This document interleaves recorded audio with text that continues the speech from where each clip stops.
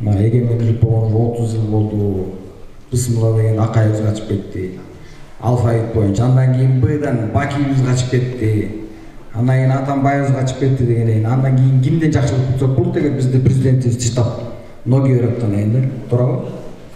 Президент чыдап кеткенден кийин уже башка иштен жакшылык күтүш болбойт да. Туурабы? Бул бир. Экинчиден деген азыр бизде чындык эле могу өзүнүн түптөн намыс болуш керек. Могу Жаке келди, Аксудан андан кийин таксыр тоже Аксудан келди. Мына бу Бакай жигит. Бул Бакайды мен деле мына экинчи жолу көрүп атам. Биринчи жолу көргөндө YouTube'дан көрүп турганда бул жигит байкуш бая СМБга кетип бартам деп монтуп баратканда мен скамейкада отуруп ыйлай экенмин. Ушунчалык ушул жигитке ушунча кулгундук болду депчи. Эмне кылыйды? Киши өлтүрүүбү?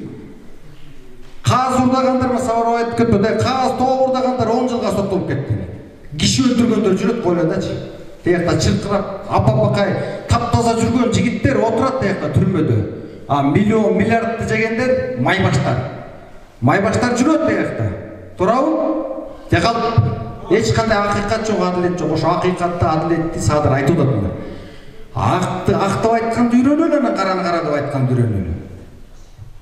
Ак менен каранын айырмасын билбесек анда бизде делать нечего да. Мекенчил партиясына добуш бер. Мекенчил бол.